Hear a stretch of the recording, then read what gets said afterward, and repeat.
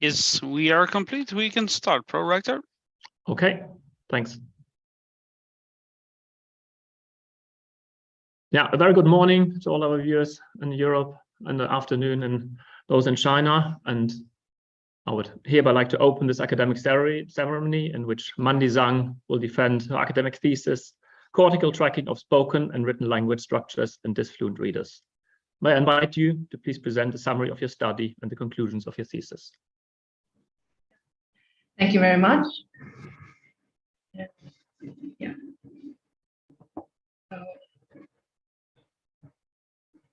Dear Pro-Rector, dear members of the Corona, dear family, friends, and audience. In the next 15 minutes, I will shortly summarize my PhD study on the cortical tracking of language structures and its association with reading and dyslexia. So how do we learn and understand language? This is probably not only a fascinating and a challenging question for scientists, but also one that everybody will be curious about at some point in our lives. For example, if you see these sentences, you may feel like you are in a maze and completely clueless, unless you speak French, Portuguese, or Japanese. But if you read the English translation, it's crystal clear with a beautiful hierarchical structure. Just like looking at this maze from another angle, it's actually the Pyramid of the Sun, an ancient human masterpiece located in Mexico. When it comes to speech perception, a fundamental question is how syllables and smaller units like phonemes are extracted from connected speech and put together to form words and sentences that convey various meanings. Actually, during evolution, our auditory system has become adapted to such complex yet rhythmic speech signals by spontaneously aligning our internal rhythms, the brain oscillations, to ongoing energy changes in speech. For instance, fast oscillations like gamma are found to follow the fine-grained acoustic features at the phoneme scale. Slower oscillations such as zeta and delta are phase synchronized to linguistic information at syllable rate and larger units. These mechanisms develop early in the first few months of our life while adapting to our native language environment. The sensitivity to the rhythms and regularities facilitates early language acquisition. These oscillatory mechanisms may also be at play for written language processing, although it remains unclear how individual units are represented and integrated into larger structures during reading. Developmental dyslexia, a reading-specific learning disorder, has been associated with deficient temporal sampling of auditory and visual information, along with abnormal functional organization of brain networks for language and other general cognitive functions. It is therefore of great importance to investigate whether and how the oscillatory mechanisms subserving language structure tracking are altered in individuals with dyslexia. So our key research question is to investigate the functional roles of slow oscillations in the cortical tracking of spoken and written language structures, as well as their association with reading development. Previous studies have shown that dyslexic readers have difficulties in the slow cortical tracking of phonetic features and therefore highlighted a central role of slow oscillations to phonetic processing and the reading development. However, there is still much debate as to whether this is a causal link and whether these effects are mediated by basic temporal processing. Therefore, we need to modulate slow oscillations in typical readers and see whether this would affect their perception of fine-grained auditory temporal information. We are also interested in syllable-to-word integration, which is a key process of language comprehension. Since dyslexia is a learning disorder, understanding whether they have difficulties learning speech structures is crucial for early diagnosis before reading onset. Moreover, Previous studies haven't paid much attention to how isolated brain regions can work together to accomplish language structure tracking, and whether these mechanisms are altered in dyslexia. So we incorporated a learning and a network perspective to dyslexia research on language structure tracking. Last but not least, there is little empirical evidence about how small units are integrated into larger structures during written language processing. So we delved into this new topic by adapting the well-established speech tracking paradigm for investigations on written language processing. In this dissertation, we first applied TACS, which is a non-invasive brain stimulation technique that modulates brain oscillations at specific frequencies to examine the causal role of slow cortical oscillations for sound rise time perception. Then we employed EEG to track oscillatory responses to varying structures when native Dutch speakers listen to and read language streams. In Chapter 3, we adopted a statistical learning paradigm to investigate the temporal course of speech structure learning in adults with and without dyslexia. Chapter 4 further investigated how dyslexic readers differ in the topological organization of oscillatory networks during speech tracking. Finally, in Chapter 5, we made one step towards reading, where we investigated the commonalities and differences in the cortical tracking mechanism of written versus spoken language structures. Prior studies have shown that the relative timing between speech rhythm and the zeta band oscillations may affect speech recognition. To test whether these effects are mediated by linguistic processes or basic auditory temporal processing, we applied 4 Hz TACS over bilateral auditory cortices when participants discriminate the onset rest time of 2 tones. The relative timing of text and the tones was varied across 6 phase lags spanning 1 cycle. If 4 Hz oscillations contribute functionally to rise time perception, different phase lags should induce cyclical changes in discrimination performance. However, we didn't observe this effect after aligning the response time series for each phase lag condition, either for a significant difference compared to the shame control condition. This provided no evidence that slow cortical oscillations directly modulate basic auditory temporal perception. We then investigated the internal construction of larger language structures. Previous studies have shown that our brain will only track the syllable rate information if we are listening to random syllables. But if the syllables can be integrated into larger units like words, the brain oscillations will also be synchronized to that information at a lower frequency. Interestingly, if we create a few artificial words and present them repeatedly, the participants will implicitly learn these novel word structures and show increased word rate responses while statistical learning takes place. We investigated whether and how the establishment of word tracking may differ across typical and dyslexic readers. Confirming with previous studies, the cortical tracking of artificial words gradually increased and approached real-world tracking in typical readers. However, the learning of artificial words occurred at a slower pace and to a reduced amount in the dyslexic readers. We also found that individuals with poor phonological and reading skills tend to show slower learning and a stronger real-world tracking. This is an interesting effect. We wanted to know how brain functions are organized as a dynamic network during the perception of familiar words in dyslexic readers. Brain oscillations can not only be synchronized to external stimulation and internal processing. The synchronization of oscillations at different regions also supports coordinated communication in a large-scale network, which is crucial for various cognitive functions.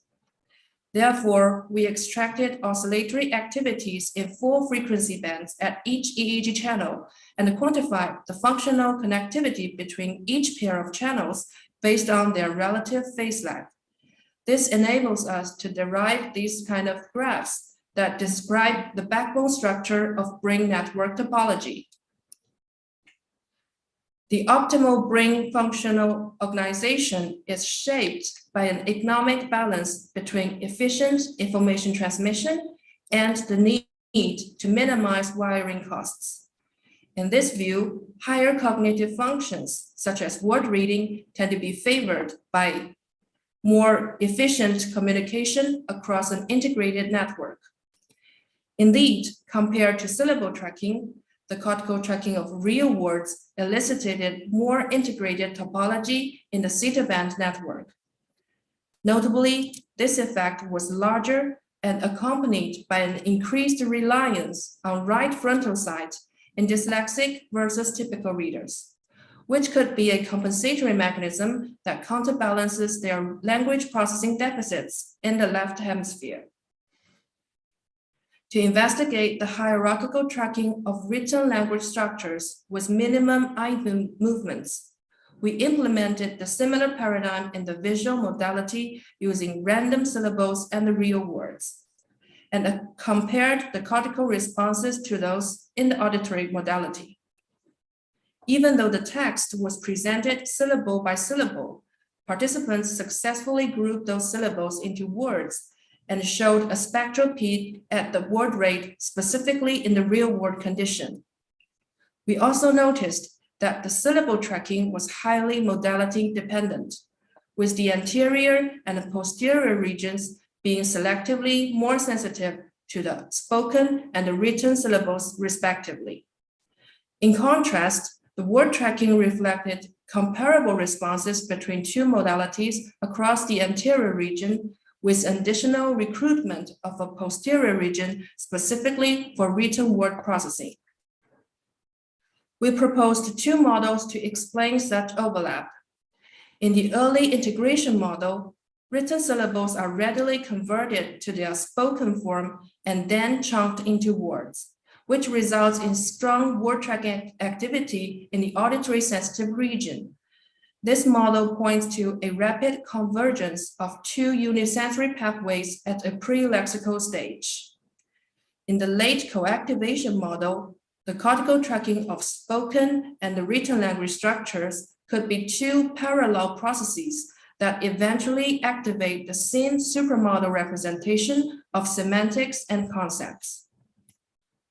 To summarize, first, our 4 Hz electrical stimulation didn't modulate rise time perception, suggesting that slow cortical oscillations may not directly contribute to the fine-grained processing of auditory temporal information. Second, using a statistical learning paradigm, we found that the establishment of novel word tracking was slower in dyslexic compared to typical readers. We also observed a more integrated theta band network for word tracking in dyslexic readers, with an over-reliance on their right hemisphere. This may point to a less specialized brain organization and a bias to larger units during speech perception. In the last study, we found that the cortical tracking of spoken and the written words overlapped in the anterior region, indicating a partially shared mechanism for language structure tracking across sensory modalities. Putting together, this dissertation focused on language structure tracking and found it to be a dynamic, functionally coordinated, and a relatively supermodel process modulated by slow cortical oscillations.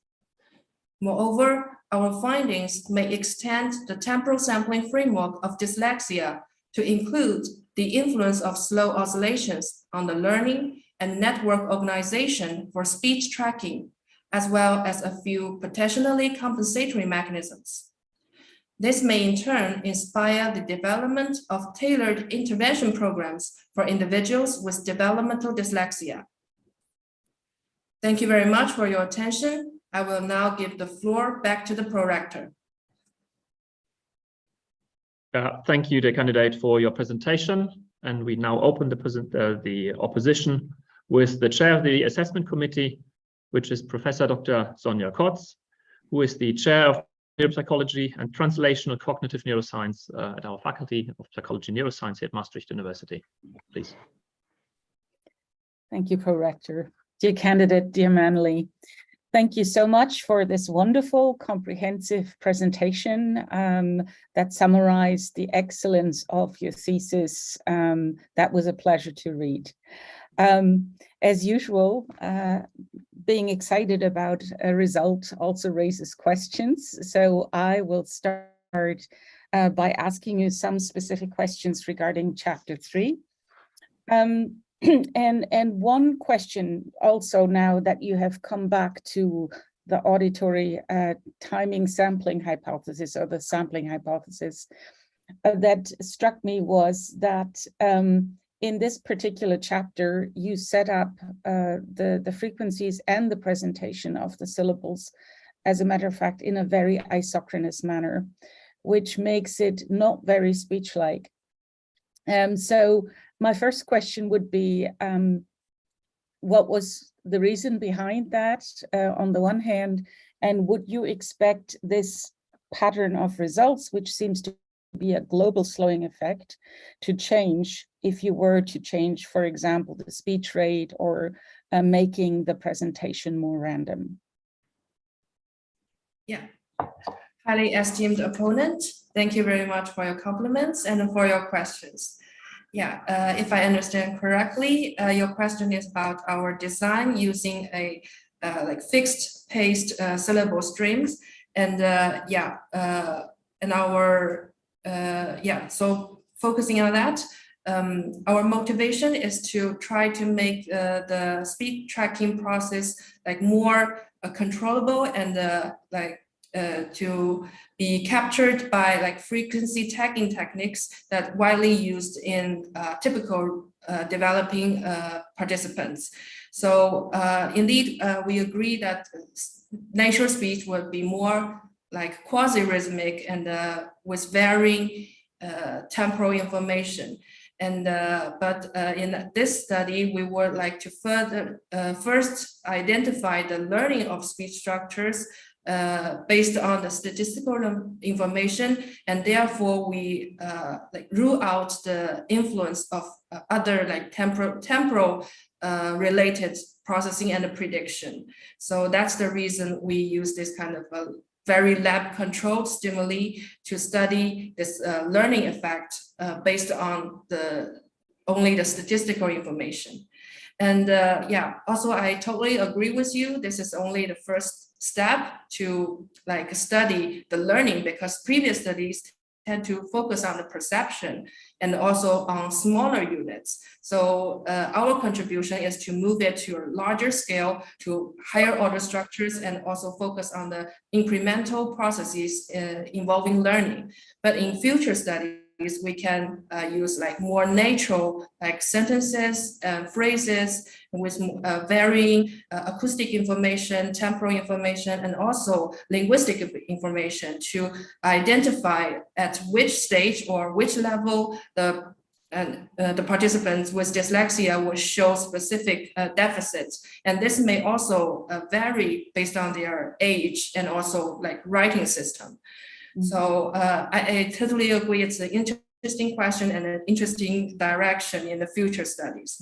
And I hope this answers your question. Yeah, let me just push one tiny bit further here. And that is, of course, you're looking at dyslexic readers who are already in an established reading system, so they have learned to read and write, but they likely have to compensate or have a lot of compensation going on. So what one could speculate is that this temporal regularity actually facilitated this processing, and that's why the tracking, for example, looks also very comparable, and why the effect is a global effect rather than a specific effect. So in that realm, I wonder how much variability you actually saw in your dyslexic readers as a function of their reading scores. Thank you for your questions. Sorry, I don't have that information by my side, but we calculate a correlation between the phonological skills and their learning indices in terms of the speed of learning. And we did see that like there is a variation across individuals because like you said, we recruited adult participants who also some of them are recruited from the university. So they are likely like already compensated a little bit with varying strategies and extensive training. And also we collected a questionnaire that shows some of them received like music training, so more like temporal related aspects. And yeah, we also saw like a few, like 2 or 3 participants actually showed like normal or typical like trajectory. But the overall group showed slower, but indeed they could learn the structure. So in future studies, we may like test in children and with larger sample size and collect more information about whether they received language specific training or like temporal domain specific training, and to see how this would relate to their speech perception and learning. Yeah, thank you. Can I ask you another question in the realm of this? And that is, my understanding is the way you have combined these syllables into pseudo words is based on Dutch phonotactic regularities. So a language that the dyslexic readers also know and speak. Would you have expected a different type of learning result had you exposed both your neurotypical readers and your dyslexic readers to a syllable combination that is atypical for Dutch? So would have been a bit more non-word-like in a sense. Thank you very much for your question, and yeah, an interesting and very important idea. Actually, my colleague did her PhD study about phonotactic probability. Yes, indeed. In our design, we actually adopted the language stream from previous studies, but just to switch to the Dutch pronunciation, but we didn't control for this phonotactic information. And yeah, so if we like also add another manipulation to involve like less frequent combinations, my assumption would be it should be more difficult for dyslexic readers to capture this kind of differences and also to learn this kind of combinations in a word structure. So this also relates to their like phonological ability. So now we only focus on the slow cortical oscillations. And in that kind of design, we may also try to link the slow oscillations to higher like phoneme level processing related gamma oscillations to see if their existing phonological difficulties would affect their speech tracking and learning ability. Yeah, I hope this answers your question. Thank you very much. Very much. Pro-Rector, can I ask another question, or are we tight for time? Then I'm also happy to hand over. You can squeeze a short one. Okay. But keep it short, please. Well, you wrote a very nice proposition in your proposition statements, and that says for language comprehension, brain oscillations act both as discrete clocks to segment information and as nested frameworks to integrate information. So this kind of spells timing and content information at the same time. What motivated you to write this proposition? Yeah, thank you very much for the question on the proposition. I also, when I wrote the thesis and like try to synthesize across the chapters, I feel like this slow oscillations, for example, zeta, like seems like a net to me, a wide net. So it captures all the local and the fine-grained information encoded by potentially by higher frequency oscillations, and then group them together to form larger structures. And in the meantime, the theta wave also is known as a like traveling wave, to integrate or carry the segmented information and to facilitate like larger scale communication. So in this sense, it facilitates both the segmentation to help us like reach a very precise perception and representation. And in the meantime, it also helps us to build up larger and more abstract, more conceptual structures. So I feel it's really interesting in this regard. Yeah. I agree. Thank you very much for your answers. Yeah. I give back to the pro-rector. Yeah, thank you. So the opposition will now be continued by Professor Dr. Lucia Meloni-Buljevic. She is Associate Professor at the Max Planck Institute for Empirical Aesthetics in Frankfurt. Dear candidate, dear Manli, first of all, I want to start by congratulating you for this amazing thesis. It was a real pleasure. It was long, but like very nice to read it. Like it's very often the case that when one reads, like long thesis, it's not necessarily looking for the next chapter. In yours, it was every chapter was just a gem, and I really want to. It was impressive, like how many techniques you managed to put together, and how you managed to put together also different topics. So I sincerely want to congratulate you for the amazing work that you did. But I also want to, press you on specific points on your thesis, and in particular, I would like to start on chapter 2, where you did your TACS study, and so the results turned out to be no effect, right? And you discussed that one possibility is that perhaps it acts through the cross-frequency coupling that perhaps is not necessarily captured through the method that you use. But there's an alternative, which is, as you know, that there is quite some controversy as to what are the mechanisms of direct cortical stimulations at all, right? And we and others have shown that even for the current to go in, it's just complicated, much more than we thought. So I would like to hear your thoughts on, first of all, like what you make of those other alternatives, but also if you think that it was not because of problems with the technique itself, how would you convince the others that it is not that case? Yeah. Highly esteemed opponent, thank you very much for your compliments and for your questions. Yeah, so may I repeat a little bit your question? So because the TACS is somehow controversial, still with controversial technique, what I think about this technique per se and build upon our findings and previous findings to really interpret our results and potential implementation. Yeah. So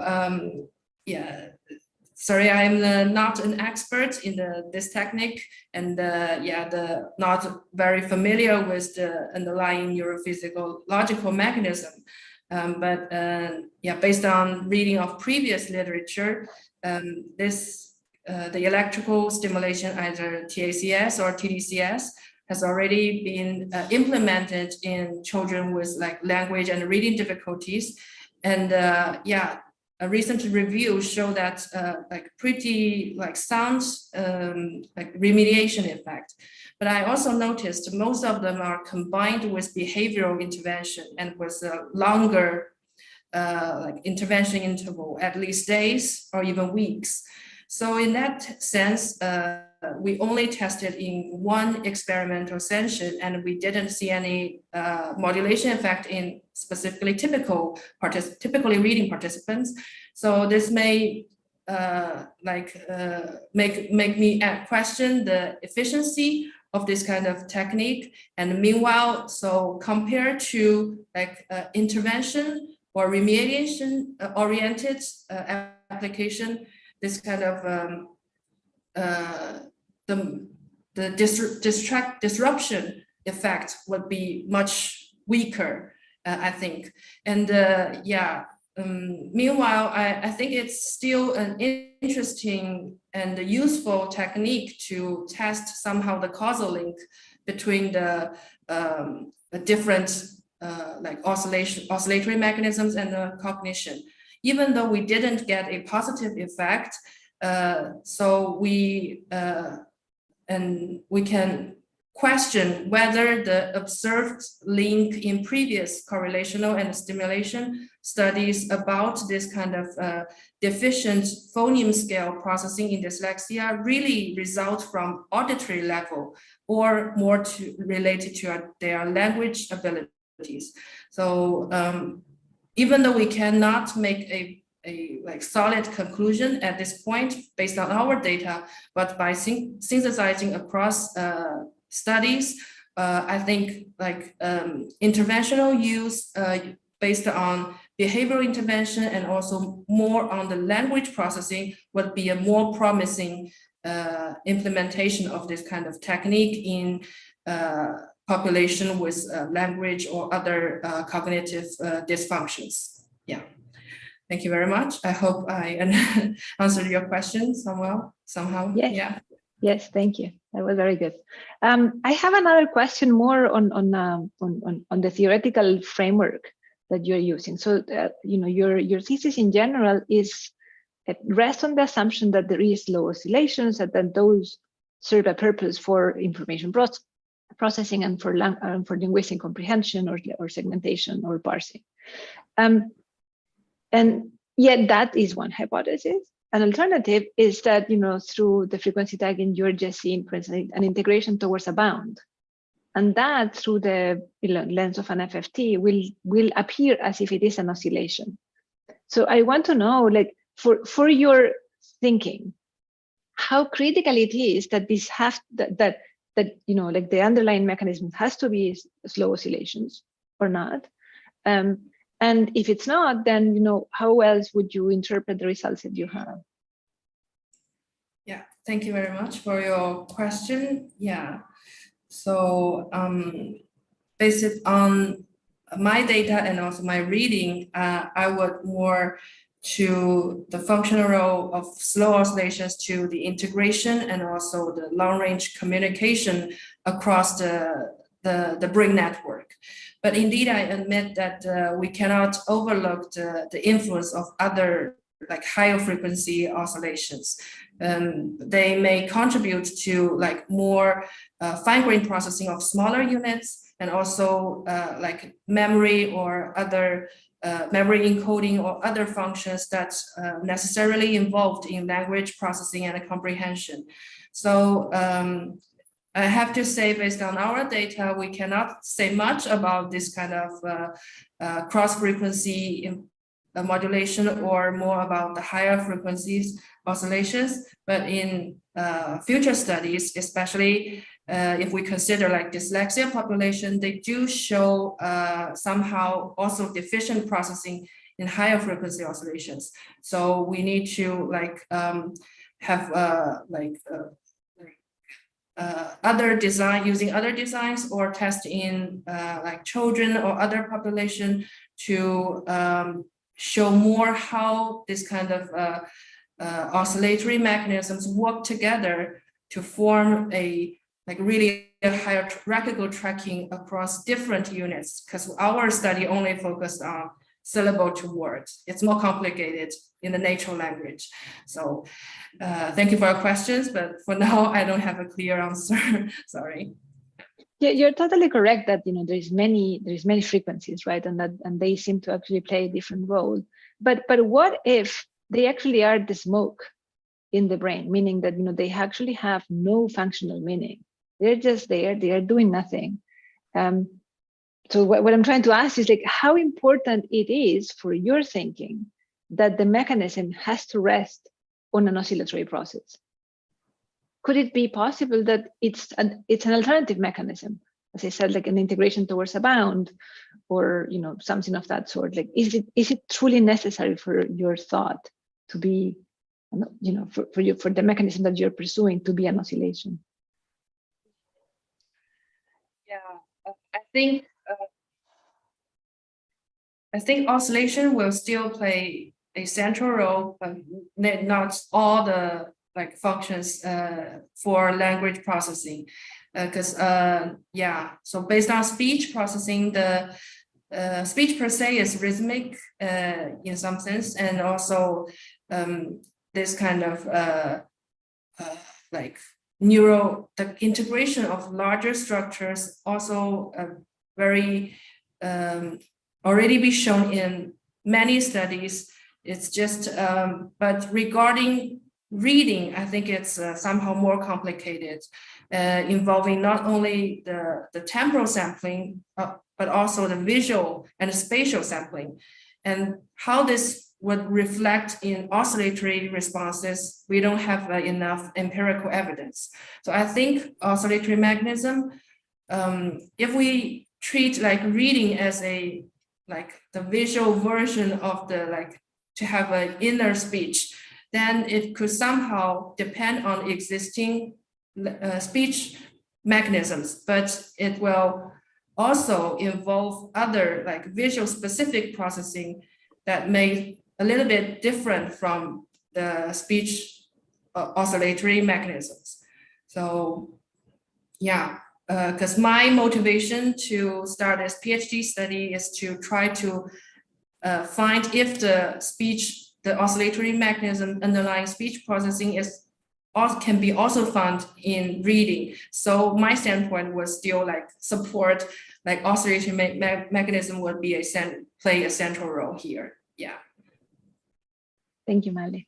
Do I have time for one more question, or should I pass it to somebody else? I'm happy to pass it on or to ask one more question. I think we should continue for now, and if there's time at the end, perfect. To make it Thank you. Chance thank you. afterwards. So in that sense, we will continue the opposition with Professor Dr. Jarmo Arvid Hemiläinen. He is Chair for Cognitive Neuroscience at the University for Jyväskylä in Finland. Okay, thank you. And dear candidate, first, of course, as the others have already said, but it was really a pleasure to read your doctoral dissertation and found it really interesting and gave a lot to think about as well. And this is also partly reflected in my questions that kind of continue a little bit where we left off. But I would like to ask maybe a little bit more generally about the theoretical frameworks that you used in the dissertation. Why did you decide to focus on at least partly on the temporal sampling framework? How convincing do you see it in terms of dyslexia, and do you see some kind of relationship with other models out there, like the multiple deficit model, where you can have many different types of cognitive processes that could produce reading difficulties, or the neural noise hypothesis that tries to link these, what we know about the candidate genes of dyslexia to neuronal migration errors to neurotransmitter functioning and so on. So how do you see these pieces of the puzzle? Do they fit together or not? Highly esteemed opponent, thank you very much for your compliments and questions. Yeah, if I understand correctly, about this very influential temporal sampling framework. So our study is indeed built upon this theory, and we kind of have mixed findings. In terms of the second chapter regarding text stimulation, our finding cannot provide evidence that the phonological or phoneme level processing associated with slow cortical oscillations found in the previous studies are really related to auditory temporal processing. We didn't find any evidence. So in this regard, we question the direct link between slow cortical oscillations and the phonological abilities built upon the temporal sampling framework. But in the following chapters, we are not arguing whether our findings are in line with or argue against this theory, because we are trying to extend it to the higher order structures, which hasn't gained much attention in previous studies. And interestingly, we also incorporated this learning and network perspective to further show that slow cortical oscillations may play central role in language processing, not only to written languages, but also to spoken language, and also to the learning of this kind of language. And more importantly, it's not only the slow oscillation originated from like temporal cortex associated with temporal sampling, but also the entire brain is coordinated in this process. So we want to extend this theory to more broad and more synthesized context, to have a more systematic view on reading development and dyslexia, and to show how their reading development could be interpreted also in terms of their speech development, speech learning. So in that case, in that sense, we focus mainly on temporal sampling framework. But meanwhile, we also think that, for example, the slower learning found in our study could be also interpreted using like procedural learning deficits in dyslexia, because we also used an implicit learning paradigm, even though it was not like motion-based. But the dyslexic participants indeed showed a slower learning in the adult participants. But in terms of more biological models, like the migration model, or somehow like noise models, like to be honest, I'm not very familiar with these frameworks, but I think in terms of learning, the slow learning could be also related to like more easily distracted by other non-relevant information, or slower neural adaptation. So this kind of effects could be related to these models, suggesting that dyslexic participants, they are less sensitive to new novel information, and would be more biased to their existing knowledge. So somehow their plasticity to our environment would be reduced. So thank you very much for your question, and indeed a very important and interesting direction for me to read more and think more. Yeah, thank you. Yeah, thank you. And thank you for your thoughts. It was very interesting to hear your discussion on this. Do I have time for one quick question, or do we move on? I think if we can keep it very brief, we can do one more question. Okay, so maybe then I'll ask a little bit more specifically about the implicit learning. Yeah. Many of us were probably interested in this because it's quite novel approach. But what do you think, like, what's behind it? Is it like specific to language that you would see in dyslexia, or could it be generalized also to non-linguistic material, or even to, let's say, somatosensory senses, or is it audio or audiovisual only? Yeah, thank you very much for your question. In terms of this learning process, I think, even though we haven't tested using non-linguistic stimuli in dyslexic participants, but I think, they may also show the more general deficits in terms of learning, like what I said answering the previous questions. The dyslexic readers tend to show like less repetition suppression, less neural adaptation. So in this sense, they may like generally show reduced sensitivity to regularities and also novel information. Then I think it should not be limited to linguistic stimuli and not restrict to like auditory modality. And also actually in our part of our study, we also try to have this visual tracking and audio-visual tracking and the learning in dyslexic readers. But because of pandemic, we didn't collect enough data, but it's indeed in our sight to test this learning in the sense of like more general functions and mechanisms. Yeah, thank you. Okay, thank you. So with this, we continue the opposition with Dr. Lars Hausfeld. He's an assistant professor here in Maastricht in our Faculty of Psychology and Neuroscience. Yes, okay. Hello, yeah, dear candidate, also from my side, I would like to congratulate you for a really wonderful thesis. I loved really how coherent it is, how it builds up on top of each other. Also, congratulations, of course, to your supervisory team, to Dr. Bonte and or Professor Bonte and Dr. Rike. But of course, I also have to ask some questions. I wanted to start connecting to a question that Professor Sonja Kotz was already alluding to, which is basically this artificiality of the rhythm that you're introducing with the presentation of syllables, which you are using in chapter 3 and chapter 4, 5. Yes.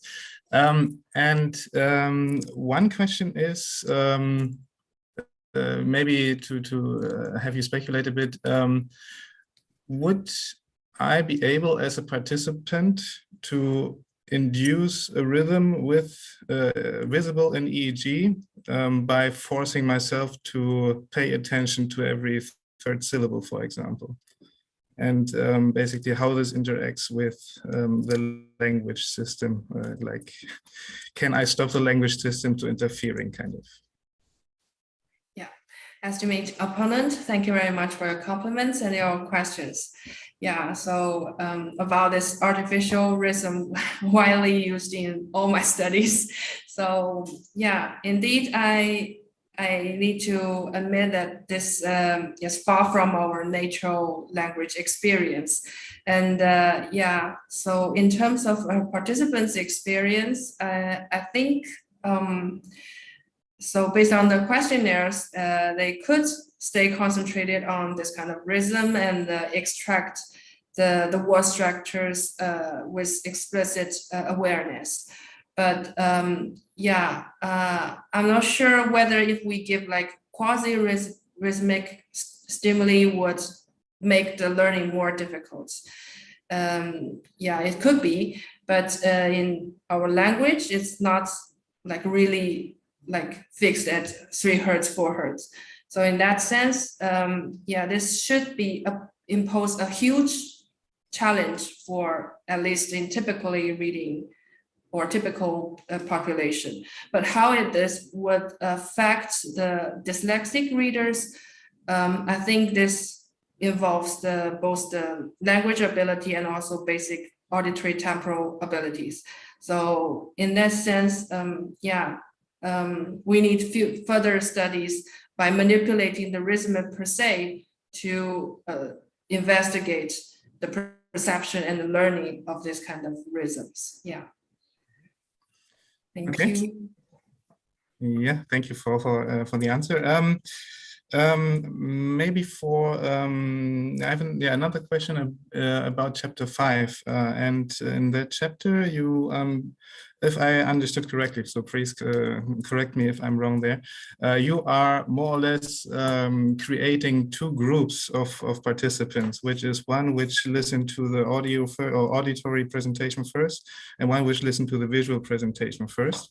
And I was wondering whether you think this might have an effect on what we see in terms of results, given that one of the models that you were suggesting also is a clear pre-lexical visual to auditory model, which might basically create some order effects in the end. Yeah, thank you very much for your questions. Indeed, because we used like totally the same stimuli between modalities. So it's very likely that based on the first section, they will already predict what kind of stimuli they will see or read in the next section. So yeah, we actually were already also worried about this kind of order effect, and we try to develop into 2 sections based on orders. Yeah, further divide the participants. And we didn't see this kind of strong order effect. So in terms of this prediction, I think because we are using real words, so we are not really interested in the learning. So this kind of cross-model influence would be, yeah, it will definitely be there, but not the the central of our focus. If we try to investigate the learning in the visual modality, then we definitely need to use two parallel stimuli to minimize the cross-model influence.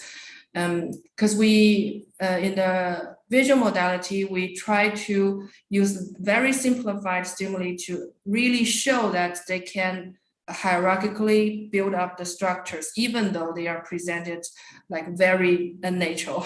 So that's the reason we used this kind of word stimuli, and also the same using in the auditory modality. So the fact that we didn't see an order effect is kind of reassuring. So in that sense, I think our result is still like reliable. Yeah.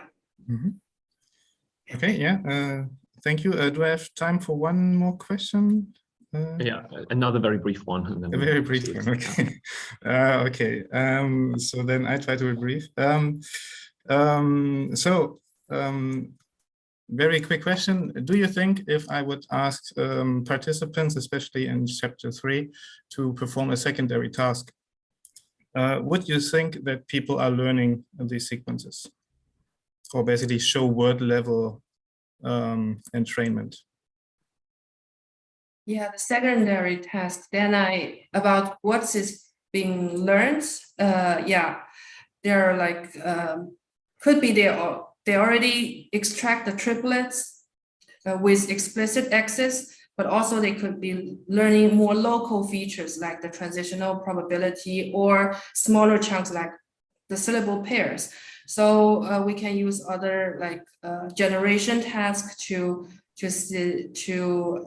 test whether the participants could voluntarily generate part of the triplets or even the entire chunk.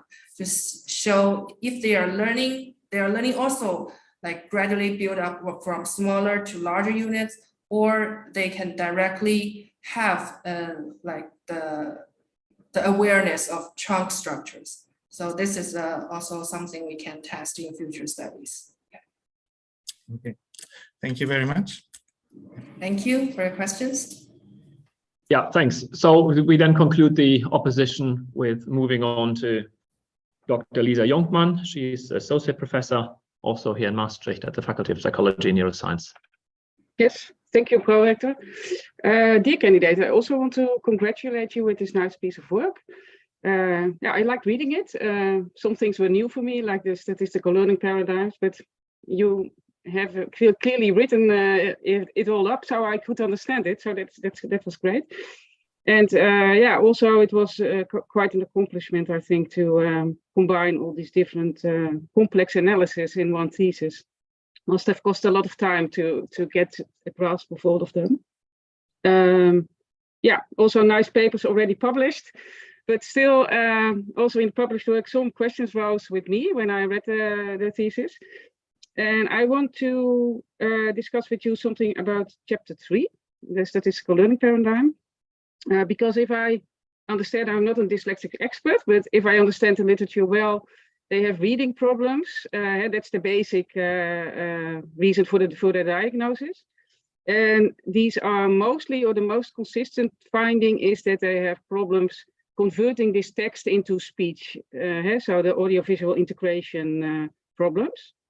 In this sense, I wondered why you used a speech task only and not used a cross-modal task in which you could study if they learned regularities within this mapping, this cross-modal mapping.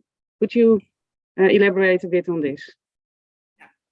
Estimate opponent, thank you very much for your compliments and your questions. And indeed, very much interesting questions. And yeah, so regarding the audiovisual integration deficits, Yeah, maybe I should first explain why we start from the speech-based studies, because this paradigm is widely used even in infancy. So it's like a quite sensitive measure to show this learning ability without like explicit tasks. Our consensus about dyslexia was more about their reading difficulties. But if we can also find some like speech-based deficiency, then it can help us like to develop some early diagnosis even before the reading onset.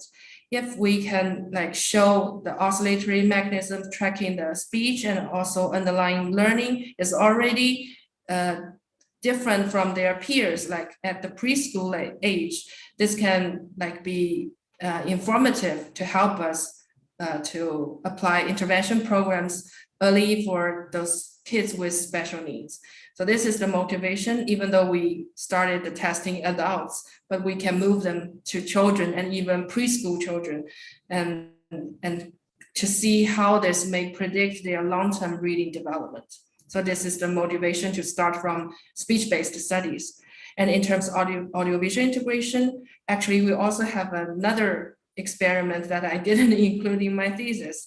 So we used this kind of paradigm with a familiar real-world structure and presented together with a novel symbol. So they were exposed to this kind of one-to-one mapping implicitly. They were not informed they need to memorize any of the mappings. But in our adult participants, after like 3-4 blocks, they actually can learn the mappings very spontaneously. So they can use the speech information to help them learn novel visual information. So this is also another direction. If we can use the well-developed speech tracking paradigm to identify the deficits and then help the kids with this kind of special need to learn the mappings with more practice and start even earlier. This could be like relate to more like translational applications in education. Yeah. Mm-hmm. So very interesting point. And yeah, thank you very much. Yeah, good to hear that you already did such a study and have found these results. I have another question about chapter 4, in which you studied, I think, in the same groups, right? The topology, it's the same participants as in chapter 3. Yeah. Yeah. And you found shortly that, correct me if I'm wrong, that there's a more integrated topology network in dyslexics, adult dyslexic. And you interpreted this as being linked to their deficits. So that they, as a compensatory mechanism, that they invested, if I understand well, more effort in the task, that it cost them more effort or energy or attention or however you call it. And that's why they have this, because it's also frontal. But yeah, how does it match with your implicit learning task? Does this implicit learning require a lot of attention, do you think? Or is it not automatic occurring? Was that not the idea? Can you please comment on that? Yeah, thank you very much for your question. About this chapter 4, actually, we tested the difference in topological organization between random syllables perception and the real words. So for now, we haven't included an analysis on the learning process. So it's more about the existing knowledge of word tracking. So since our task is totally passive, so it should be imposing a lot of attentional demands. So in terms of compensation, we would more assume this relate to like verbal working memory or compensation for their phonological processing deficit. But indeed, we don't have a direct evidence. But in the meantime, we also consider this kind of more integrated topology to be a index of less specialized or less cost-efficient brain organization. In that sense, we build upon the observation of like increased reliance on the right frontal side. So this herb of right frontal area may be altered, may be involved in this word tracking process with altered strategy. So this kind of connection might be useful for dyslexic readers, but it's not necessary for typical readers. So in that sense, they show like more integrated connectivity throughout the brain network and show like somehow sufficient word rate responses, but the overall wiring cost would be higher than the typical readers. So in that sense, even though we observe a somehow impact. Laura asked. The candidate, you may finish your answer if you wish. Thank you. Yeah. Last sentence. The dyslexic readers may show intact behavioral performance, but their brain organization will be less cost efficient and based on our data. Yeah, thank you. Thank you. Okay. Manli Zhang, the time appointed for defending your thesis has now passed. The degree committee will now withdraw to discuss the quality of your thesis and your defense. I request that you and your company await the results of our deliberations until we return.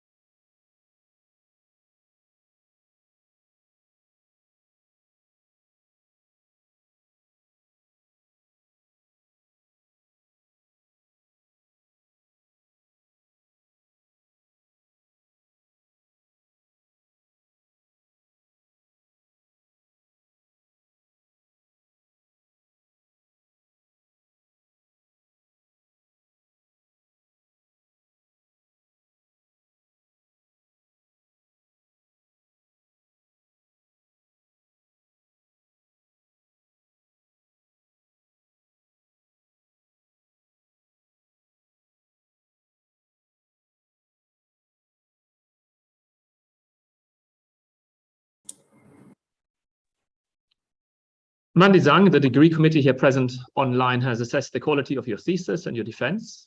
And in view of its positive verdict and taking into account your previous qualifications, the degree committee has decided to grant you the degree of doctor.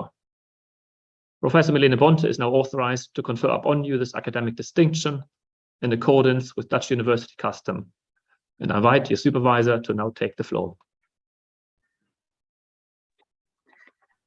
Okay. Wait, do I need to now have these sentences, the text? It should be in the email that was sent to you. Oh, because I shut down the VPN to have good email connection. Wait, sorry. Okay. Actually, I have it.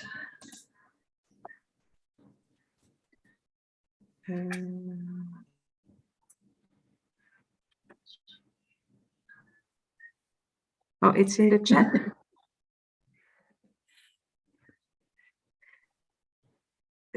Dear candidate, do you promise to work in accordance with the principles of scientific integrity at all times, to be careful, honest, transparent, independent, and responsible?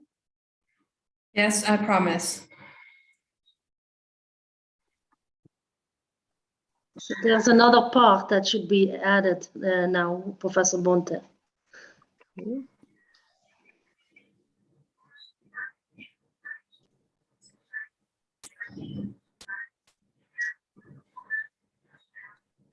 By the authorities vested in us by law and in conformity with the decision of the committee here present online, I hereby confer upon you, Manli Zhang, the degree of doctor and grant you all rights attached by custom and law.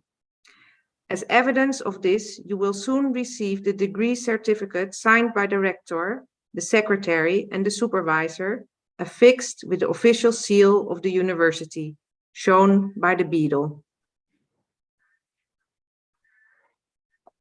Thank you.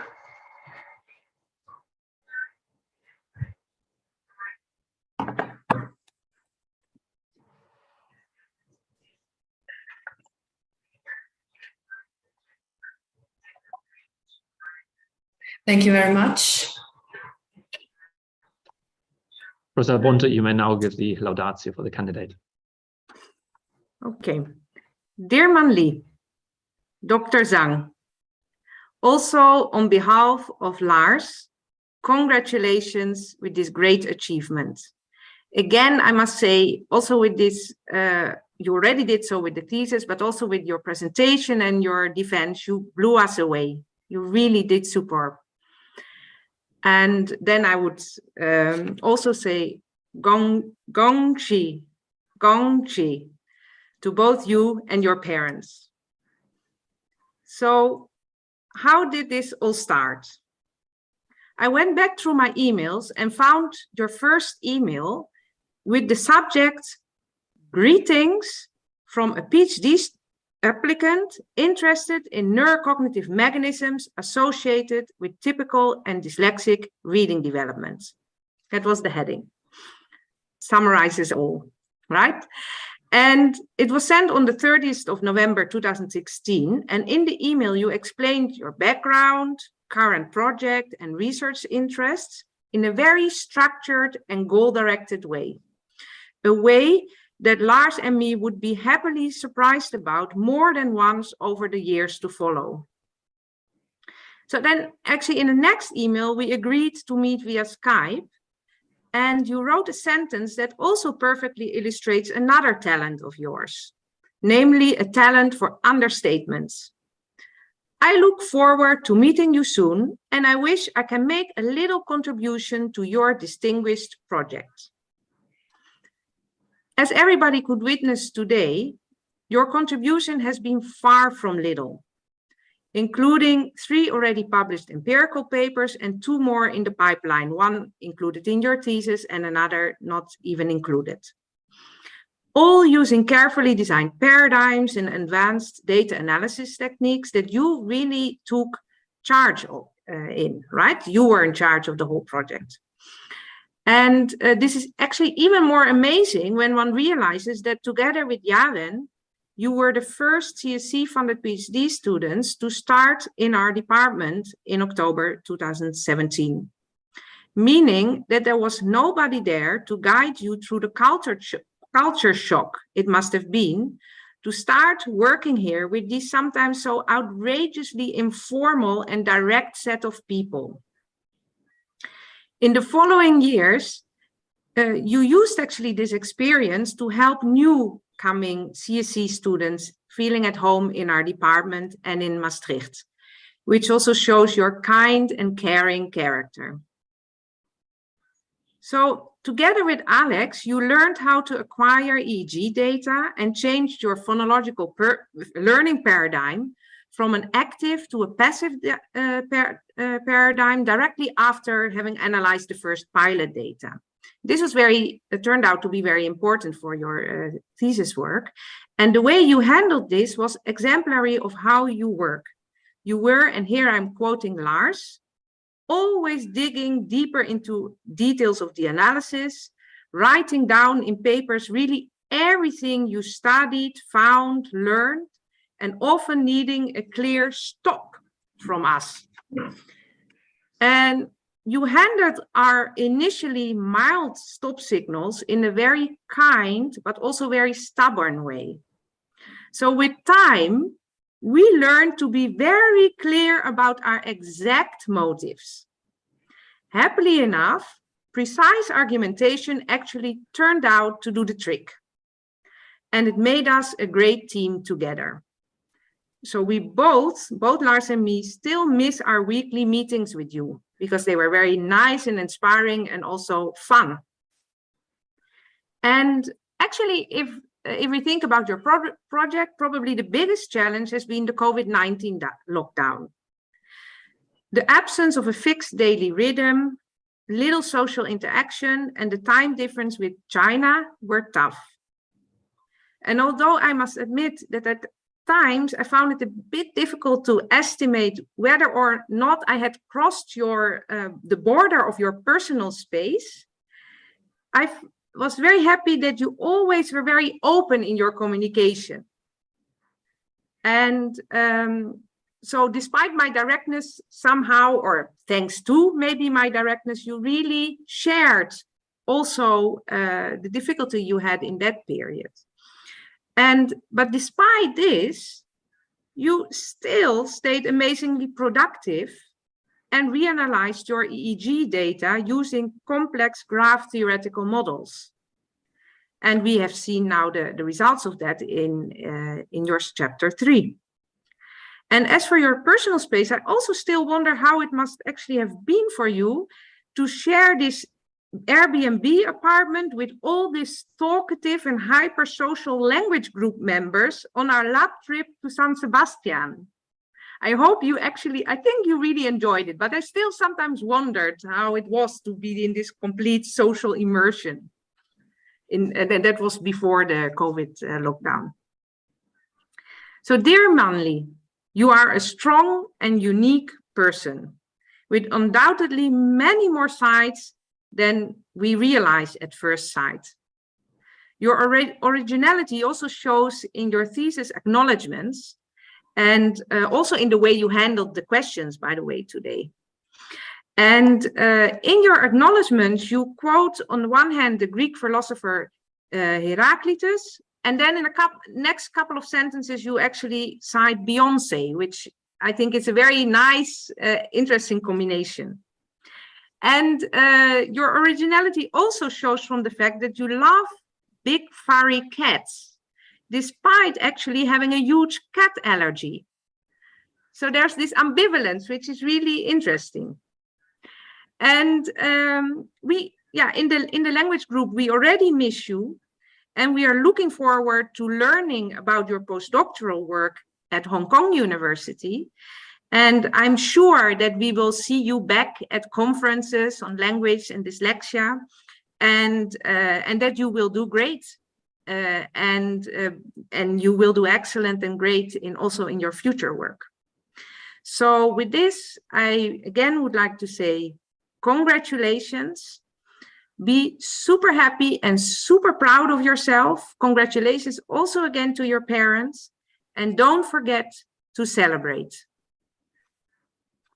Thank you very much to everyone, to the committee, to my supervisors. Yeah, thanks a lot. Dear Dr. Manli Zhang, also on behalf of Maastricht University, I congratulate you sincerely with the degree that you have acquired, and I hereby close this academic ceremony.